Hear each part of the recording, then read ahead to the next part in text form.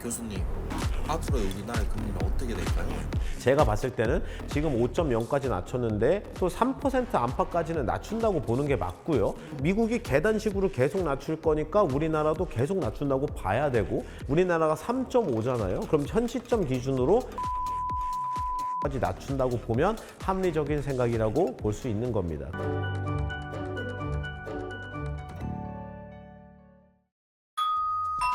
안녕하세요. 한균수의 경제사용설명서. 이번 시간에는 지난 시간에 이어서 금리와 관련된 얘기를 좀 더 해볼 건데요. 금리라는 게 우리의 일상생활과 밀접하게 관계가 있기 때문에 어떤 식의 금리 인상이 되는지, 어떻게 금리 방향을 예측해야 되는지 그 방법에 대한 강의 지금 시작하겠습니다. 반대로는 금리가 오를 때에 대해서 얘기를 해볼게요. 금리 오르면 또 무조건 안 좋냐? 그런 건 당연히 아닙니다. 금리 인하랑 똑같이 금리 인상을 시장이 좋게 보는 경우도 있고, 반대로 금리 인상해서 이거 망했네, 이거 안 그래도 지금 경기 안 좋은데 이거 무슨 짓이야? 이렇게 생각하는 경우가 있어요. 그러면 그거에 대해서도 구분을 할 수 있게 예를 들어서 아주 간단하게 얘기를 해보도록 하겠습니다. 이것도 역시 두 가지가 있겠죠. 첫 번째는 경기가 괜찮아요. 왜냐면은 이거는 되게 좋은 경우인데, 금리를 올려도 경제가 버틸 수 있을 정도로 좋으니까 올리는 겁니다. 올려도 될 정도로 경기가 좋아서. 그렇죠. 근데 두 번째는 예전에 미국에서 폴 볼커라고 하는 연준 의장이 별명이 인플레 파이터였거든. 인플레이션 잡겠다고. 근데 그때 당시가 무슨 일이 있었냐면은 이제 오일 쇼크가 터진 거예요. 오일 쇼크가 1970년대 1, 2차가 터지죠. 초반에 1차, 후반에 2차 해가지고 오일 쇼크가 연달아서 터지니까 기름값이 미친 듯이 올라갔고, 기름값이 올라가면 어떻죠? 물가가 무조건 올라요, 무조건. 근데 유가가 미친 듯이 올라가니까 당연히 물가가 올랐고, 이런 경우는 금리 인상이 안 좋다는 겁니다. 물가가 미친 듯이 올랐고, 근데 중요한 거는 경제가 좋은 상태였나요? 이때 미국이 안 좋았어요. 그러니까 미국 경기가 이때는 안 좋았죠. 근데 물가가 너무 많이 튀어 올라가니까 물가를 잡아야 되죠. 그러니까 연준은 결정을 해야 됐던 겁니다. 둘 다 가질 방법은 없어요. 그래서 당시에 폴 볼커 의장이 깔끔하게 시원하게 그냥 경기를 포기합니다. 나 무조건 물가 잡겠다. 물가 잡는 과정에서 엄청난 고통이 수반될 건데 물가는 내가 확실히 잡겠다. 그때부터 미국이 기준금리를 미친 듯이 올고 20%까지 올립니다. 미국이 올려놓고 실제로 물가가 잡혔을까요? 안 잡혔을까요? 잡혔습니다. 경기 상황은 어땠을까요? 경기가 실제로 골로 갔습니다. 미국 경제가 진짜 완전히 이제 밑바닥 끝까지 가가지고 폴 볼커 의장이 살해 위협에 엄청 많이 시달려요. 자기가 생명의 위협을 느껴서 권총을 자기 목, 침대, 베개에 뒤고 잤다고 하죠. 언제든 죽을 수도 있으니까. 그런 일도 있었어요. 그래서 결론적으로는 금리 인상이 크게 보면 두 가지인데, 참고로 2020년 이후에 경기 부양이 있었고 천문학적인 돈을 뿌린 다음에 부동산, 주식, 코인 다 올랐고, 그때 경기가 실제로 좋았잖아요. 2020년, 2021년, 2년 넘어가는 그 2년 동안은 진짜 좋긴 좋았잖아요. 1번에 해당하는 거예요. 경기가 받쳐주는 상황이었잖아요. 그래서 이게 우리가 1번인지 2번인지 꼭 보셔야 되고, 1번은 오케이인데 2번은 안 오케이입니다. 그러면 금리를 예측할 수 있는 기준이 있을까요? 예, 중앙은행은 기본적으로 기준금리를 어떤 논리로 결정하냐면, 지금 물가 상황도 봐야 되지, 뭐 고용시장은 어떤지, 실업률은 어떤지, 실업률 구성이 어떻게 돼 있는지, 뭐 고임금 노동자들은 일자리가 많은지, 뭐 여러 가지를 종합적으로 판단합니다. 또는 실업률이 너무 올라가거나 너무 낮아졌을 때 그 원인이 뭔지도 중요해요. 그냥 단순히 숫자만 딱딱 보면서 야, 실업률 올라가니까 금리 낮춰, 이거 절대 그렇게 하지 않습니다. 근데 중요한 거는, 이거 연준에 계신 분들도 머리 아파가지고 금리 예측 잘 못하는데 우리가 어떻게 하겠습니까? 근데 방법이 있습니다. 엄청 대단한 방법인데요. 이제 포워드 가이던스라는 거예요. 이게 말로는 되게 어려운데 엄청 간단한 개념이라고 볼 수 있습니다. 가이던스가 뭔가 가이드 하듯이 앞으로 어떻게 할 건지 가이드를 준다는 뜻이거든요. 그리고 포워드가 무슨 뜻이죠? 미리. 그러니까 미리 알려준다는 거예요. 이런 좋은 개념이 있었어? 네, 생긴 지 얼마 안 됐습니다. 이게 얼마나 중요한 건지, 대한민국 기준으로 우리나라가 가계부채가 지금 2,000조 원 안팎이거든요. 그럼 보세요. 한국은행이 갑자기 나는 기준금리 안 올릴 줄 알았는데 갑자기 1% 그냥 올린다고 해버리는 거예요. 그러면 상식 그냥 알 쉽게 계산하면, 가계부채가 2,000조인데 한국은행이 갑자기 금리를 1%로 올렸다. 2,000조의 1%인 20조 원이 갑자기 늘어나는 겁니다.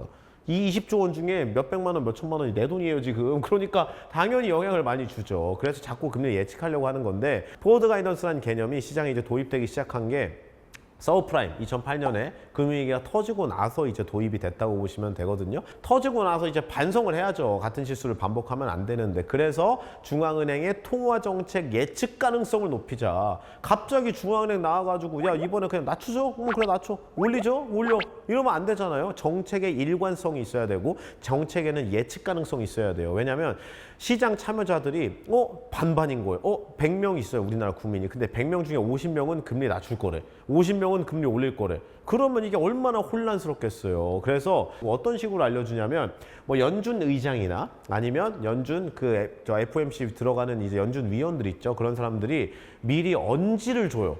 예를 들어서 파월 의장이 제일 많이 하는 말이 뭐냐면은 고용 시장은 되게 안정적이고 물가도 안정적이고 지금 우리가 가고 있는 경로에 있다 이런 얘기하는데, 그게 뭐냐면 우리는 물가를 낮춰야 되는데 물가가 내려가고 있네요 라고 얘기하는 겁니다. 당연한 얘기죠. 최근에 고용이 조금 이제 튀어가지고 이제 고용 지향 좋고요. 오케이, 미국 경제 아주 튼튼하 스트롱 이런 얘기해요. 그러고 나서 근데 미래를 그려보니까 고용 시장이 조금 우려스럽다. 실업률이 좀 튈 수 있을 것 같다. 그래서 우리는 기준금리를 건드릴 수도 있다.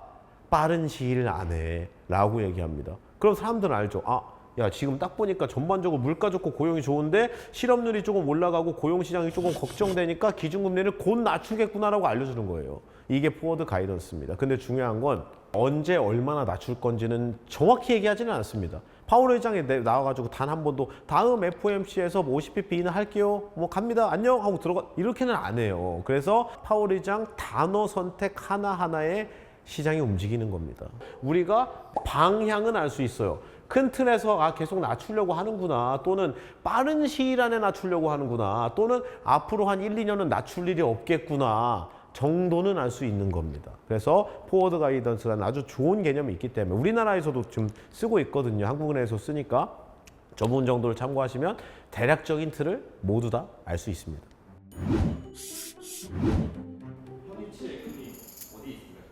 지금 대한민국의 금리 수준, 그러면 아까 전에 그 표를 다시 보시면서 말씀드릴게요. 미국이 5.5였다가 5.0으로 내렸죠. 현 시점 기준으로. 한국은행은 한국 기준으로 3.5에서 유지 중인 상태입니다.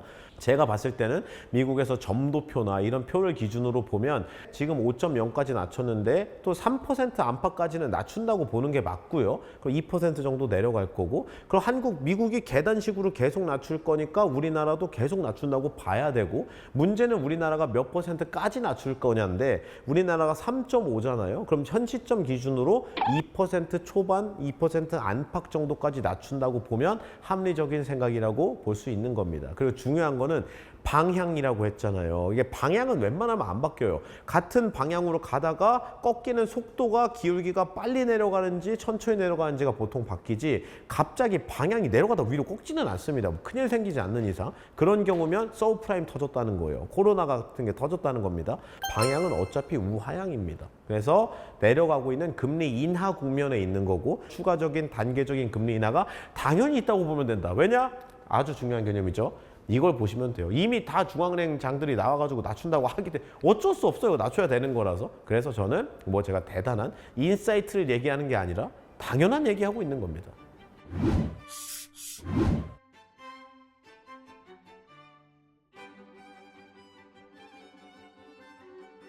결론적으로 우리가 그 금리 상황에 맞춰서, 금리 방향에 맞춰서 저금리가 얼마나 유지될지, 저금리의 구간은 어느 정도가 될지, 제가 앞서 얘기했었죠. 2% 초중반 정도까지는 내려올 것 같다고. 그 상황에 맞춰서 우리가 경제활동, 그리고 대출 같은 거 쓰는 경우가 많죠. 자동차 할부 금리라든지 부동산 담보대출, 신용대출, 그런 금리 예측된 방향을 적용해서 우리 실생활에 같이 녹여내면 되겠습니다.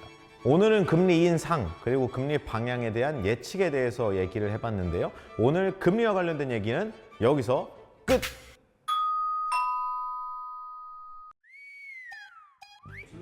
맞다, 질문해야죠. 오케이. 네. 사이트가 언제까지 유지가 될까요? 문제는 나중에 금리 인상기가 다시 올 텐데, 지금 경제 상황에서 특별한 대단한 이벤트가 발생하지 않는 이상은 적어도 당분간 6개월 또는 길게는 2년 이상 금리 인하기가 계속 지속된다고 볼 수 있고요. 다음 금리 인상기는 특별한 일이 없다면 앞으로 최소 2년, 길면 4년, 5년 이상의 시간을 가지고 올라가게 될 겁니다.